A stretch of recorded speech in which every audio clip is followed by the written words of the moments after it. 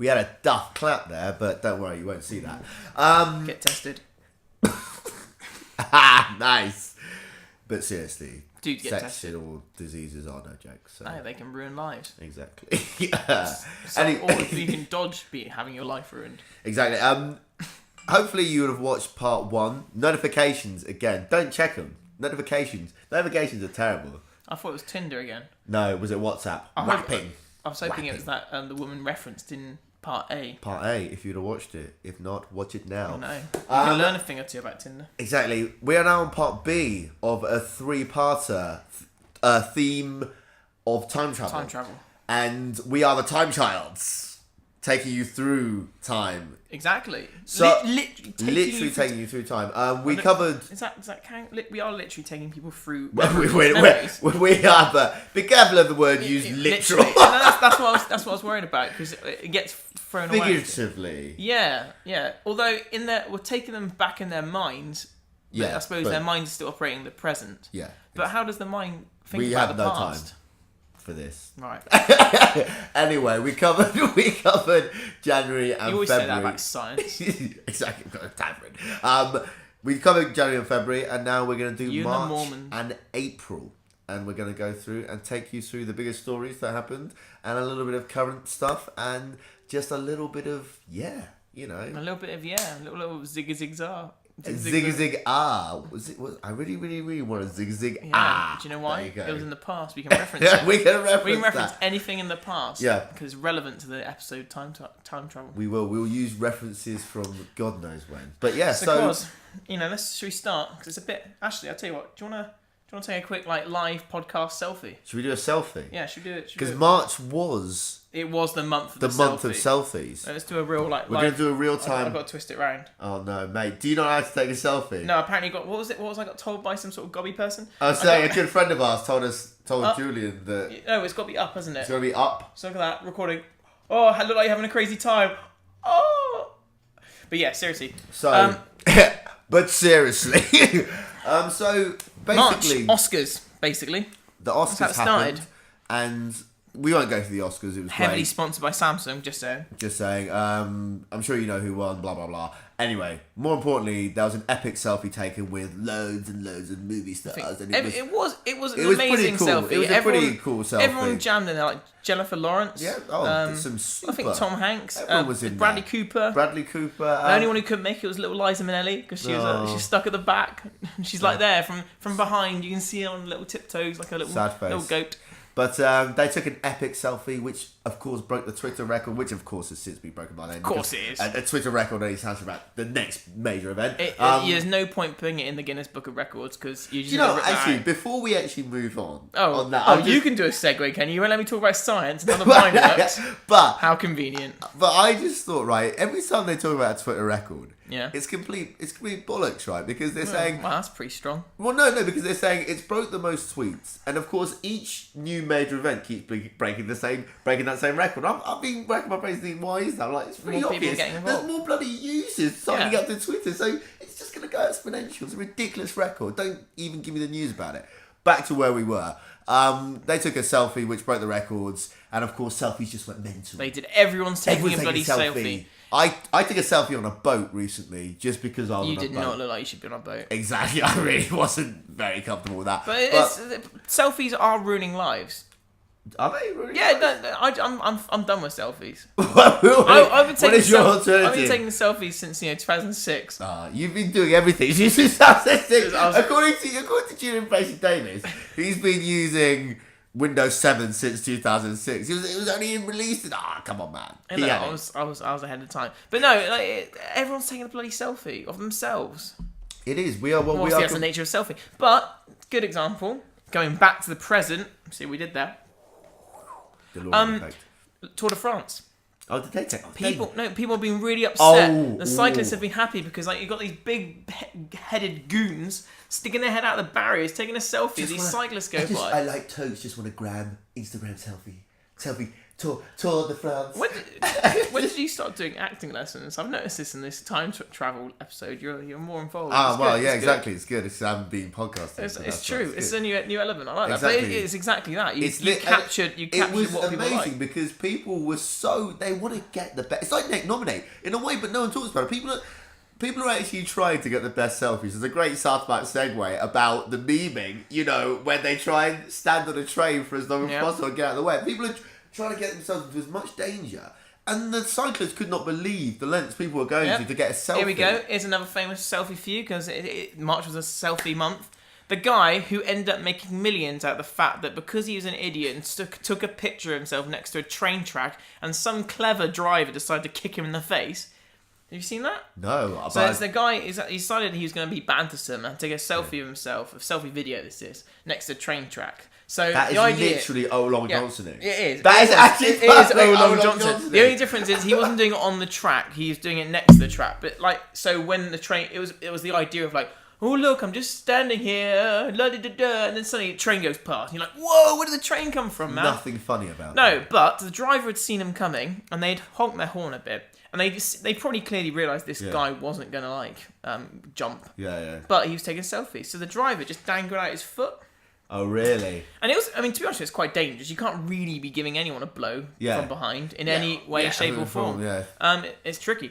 But this guy got hit in the back of the head, and there's a capture, because he was taking the selfie. Yeah. There is this wonderful shot of the boot right here, and his cheeks like that.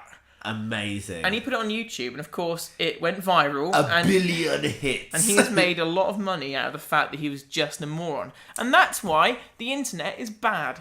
And there you go. And selfies now, I mean, it's in the dictionary. We are fueling the internet, and we are bad people. And I hate myself because we'll go out and we'll probably take a selfie tonight. A selfie for everything.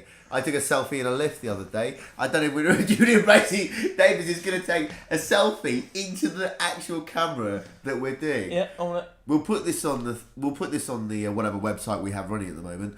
But they have taken over our lives, and March was the month of selfies. So there we go. What's up next? What do we learn from selfies, though? Because what do we learn from selfies? If we're doing a free-parter, we've got to hold this continuity. We have to. Yeah, we do. No, and we were taking lessons from the past. Exactly. What we've learned from selfies, 1939, a lot like Long Johnson, is that don't do anything in a dangerous situation. If you're taking a selfie with you trying to I don't know, mount a shark so you can impress a gang of dolphins, that's probably not the time to be taking a selfie. You probably shouldn't be trying to mount a shark anyway. Or impress dolphins. Impress dolphins. Because they are sarky bastards. Exactly. And they don't care. And they don't care. They're very clever. They look like they care. They remind me of the raptors from Jurassic Park. And they didn't give a shit. Exactly. We can't say that. We can. It's fine. But anyway, don't do anything with a dangerous situation. And for God's sake, if you're gonna take a selfie, make it, I don't know, let's have a number, a sensible number of selfies, because. But do you know, it continue. This is this is a technology and a social media combined to create the devil. This is ridiculous. So remember when Facebook came out?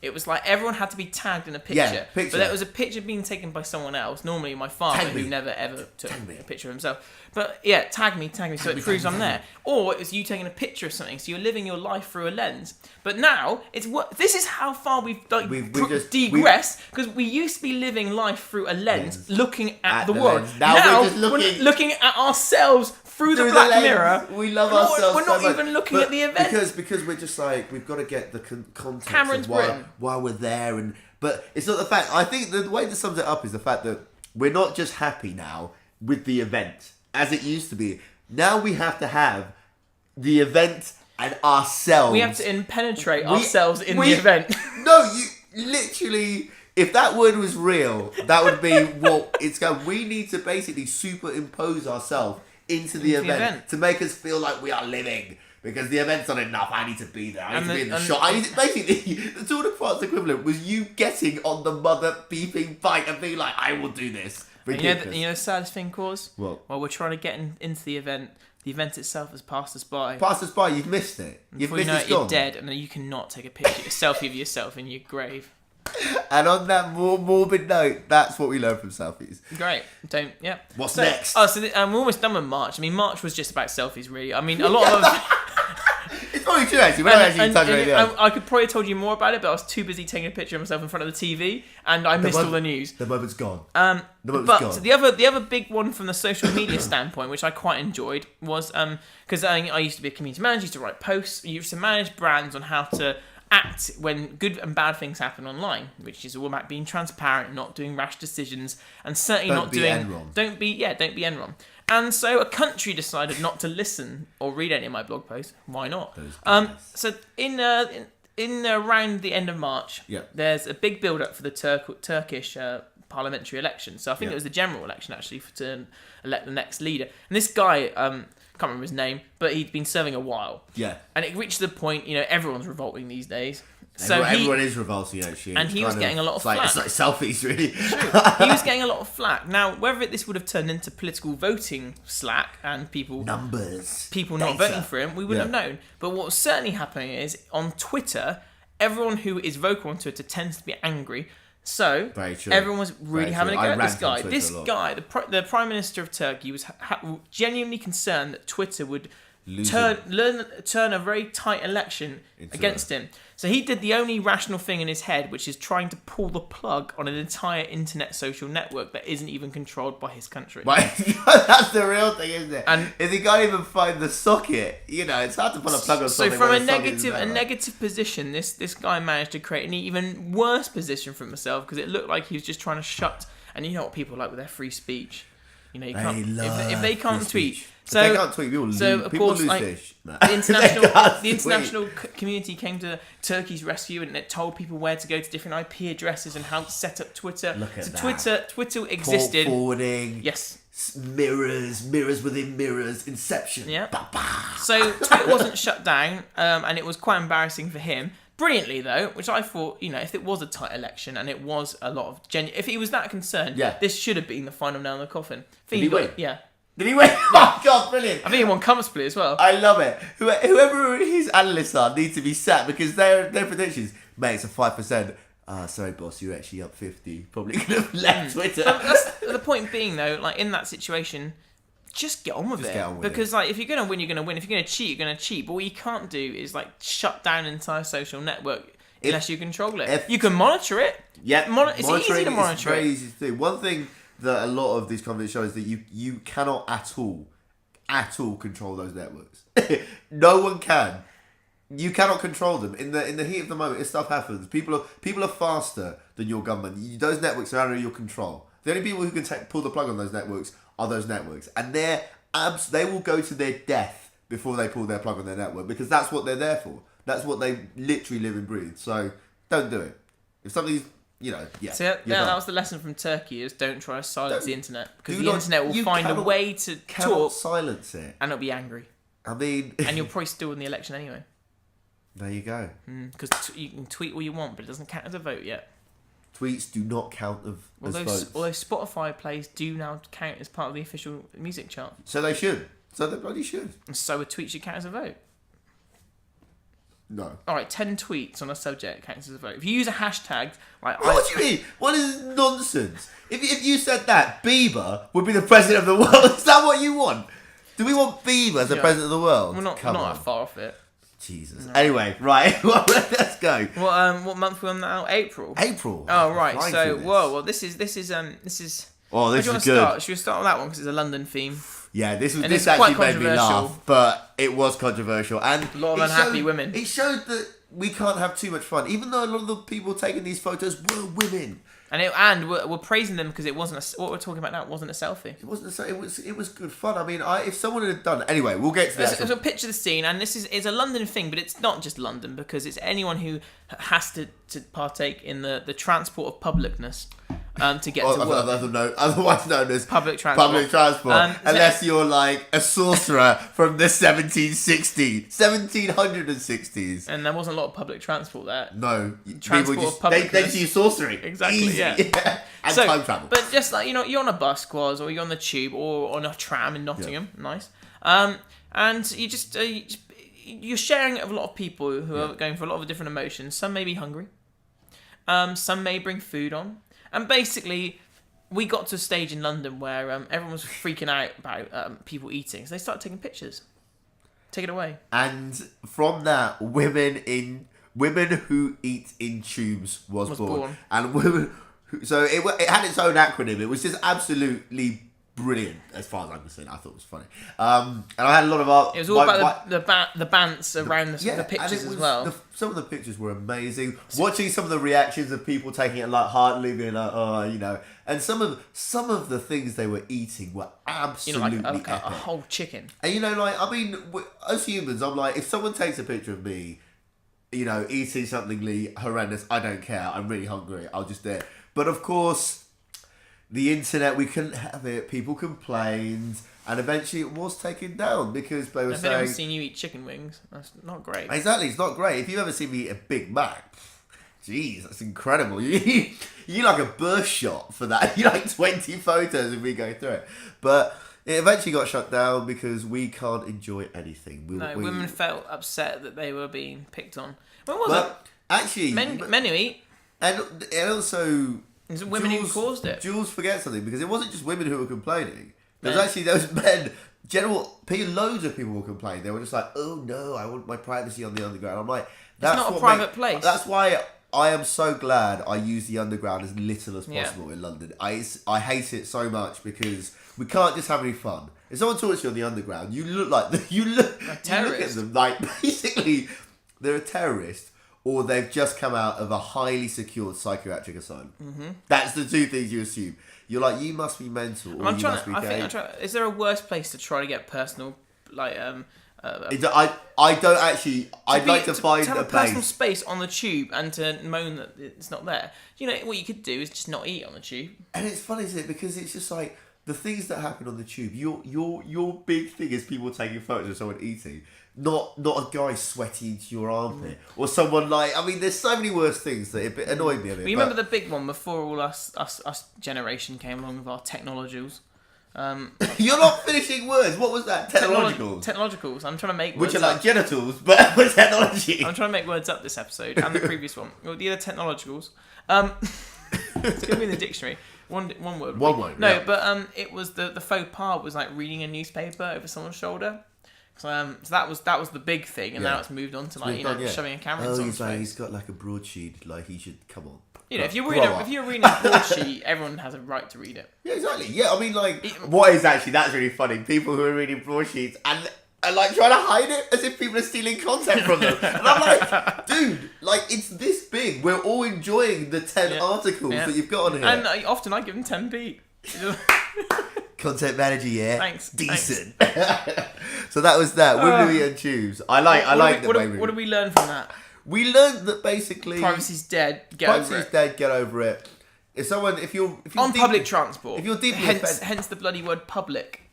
If you're deeply offended, the actual, as Jules mentioned before, the actual etiquette is not to eat on tubes. Yep. That's the natural etiquette. We've all had the people who bring on burgers on trains. Yeah, I mean, like, the natural etiquette is generally to just hold it in for half an hour, and if you do get it, then, you know, it's you like might potty find training. Being photoed, so don't complain too much. Cool. So the next big story of April, I mean, and I've taken these stories from the ones that generate the most interest on social media and like the news sort of. Other shit happened. Hashtags. Yes, everything happened, but this is the stuff that, you know, really touched the digital landscape. So obviously the really important things. This next one did take the country of the United Kingdom by storm for 2 weeks. And when I look back at it, I can't actually believe how much attention this got. I know it's a big deal, but it's amazing. David Moyes. Hashtag Moyes out. Hashtag Moyes in. Hashtag Moyes out. Hashtag Moyes hokey cokey. Hashtag Moyes out was such a great hashtag. I haven't stopped using it. Well, no, you haven't. I keep using it. That's why Moyes is in the country. He's in Turkey trying to get a job. I keep using it in random... Whenever I need a hashtag, I just say hashtag Moyes out. This, of course, was the news that our beloved Manchester, or ex-Manchester United manager, David Moyes, finally got the sack. Awkwardly, after a day of speculation, and social media went wild, as did the press. Everything. All media went wild for this one thing. All media went wild for this thing because such Manchester United scrutiny is like nothing I've ever seen. It's absolutely madness. But what they really shot they shot themselves in the foot because, you know, they always say in life, you know, if you're going to do something, no one will. If you need to make a decision, not anyone or everyone has ever going to like your decision. Not everyone's going to like it. However, how you deliver that decision is in your control. Yep. And you can deliver decisions in a good or a bad way. What United did was deliver a decision to a good guy in a really terrible way. And what happened was he got fired on the Monday evening, and on the Sunday afternoon... It was a bank holiday. It was a bank holiday. Maybe we should put that in there. As a caveat. As a caveat, but, you know... He got sacked officially on the Tuesday morning by Twitter. But on Sunday afternoon, people were so sure he was out. And I've never seen, and I don't know who the source was, Gary Neville was furious. And I don't blame him, because for once, even newspapers who are reputable... Alex Ferguson said it was clubs like a sieve. Exactly. Even newspapers who are reputable were at the back this year as well. Yeah, we're actually reporting... We were reporting this news like it was fact. And that's when you know that it's actual fact. If people like BBC say on a story before it's come out that it's fact, then you've got to really trust that source, because they don't do that. They wait for people... Well, then they're not great anymore. Yeah, but I mean, like, I'm done with the Beeb. You're done. Beeb's brilliant, don't say that. The Beeb is great. No, that's what I'm saying. Beeb is the best.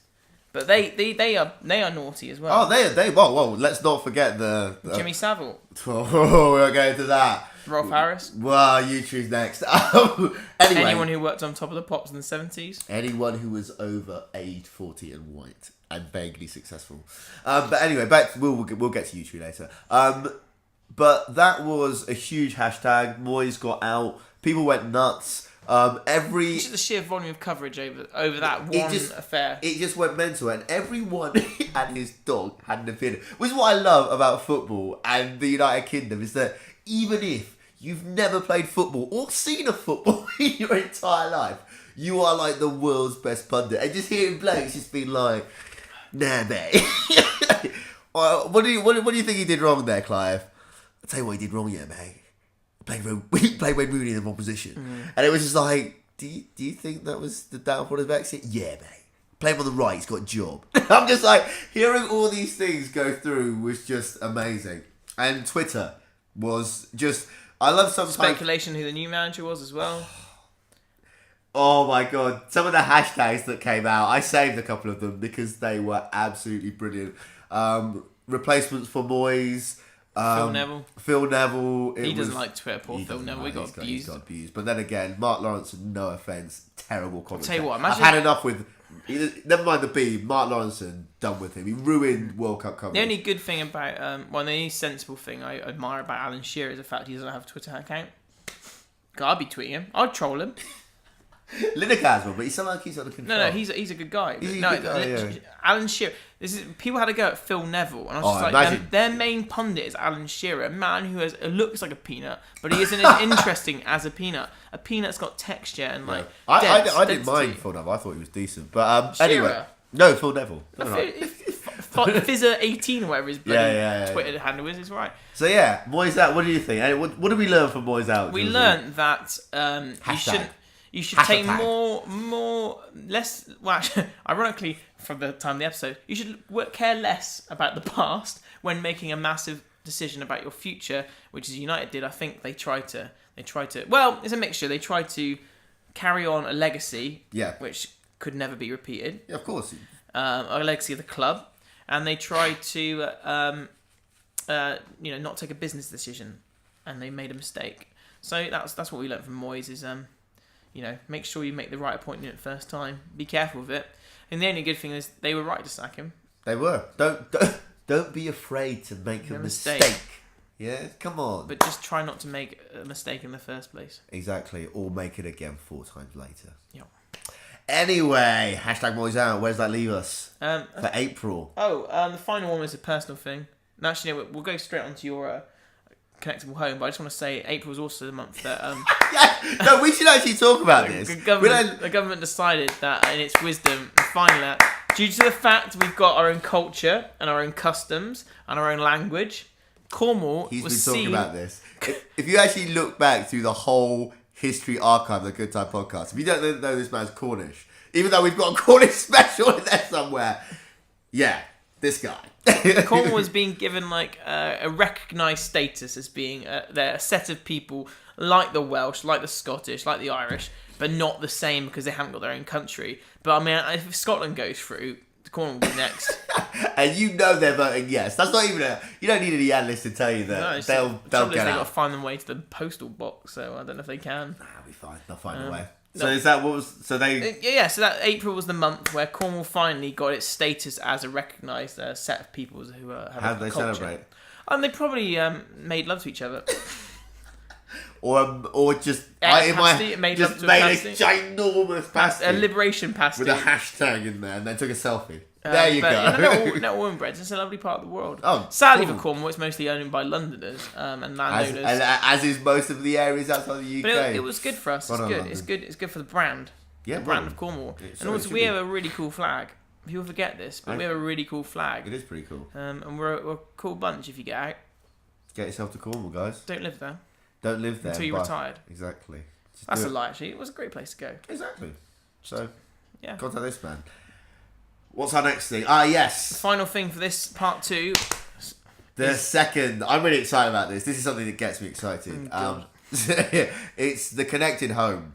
And I actually wrote a blog about this because it excites me that much. And it's to do with wearable tech is one part, the connectable home is the other, and this is something that I don't want to call them tech juggernauts now because they're bigger than juggernauts. I might call them tech transformers. That mega transformer juggernauts. Mega transformer juggernauts. I.e. Google, Apple, and Samsung, and Microsoft as well, but they just own a lot of stuff anyway, so they're there by default. They're like the big brother in the background. Exactly, they are, aren't they? They're just kind of there, like, all the others think they're big, but Microsoft's just like, go on, lad. All right. We're going to rest ourselves. Yeah, exactly. We're weary from all the money we made before you.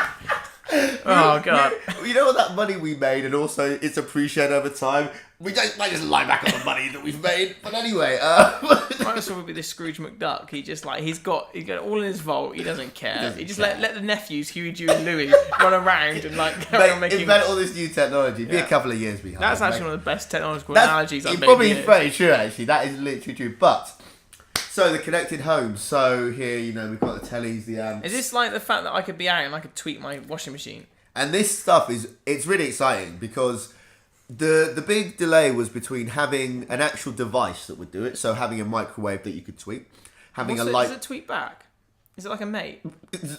If you mention your microwave, no, mention Jules' microwave, would it? I imagine. Is it witty? No, but you say it tweets back. I just suddenly thought something in my head.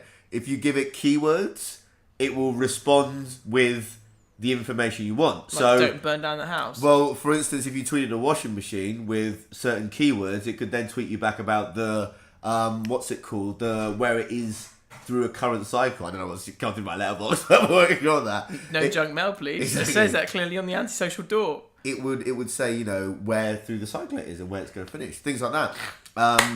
So do you really need to know all this? What do you mean? Right. If you're tweeting your microwave, asking if you're tweeting your microwave and you're in this room, you're tweeting it, when's it ready?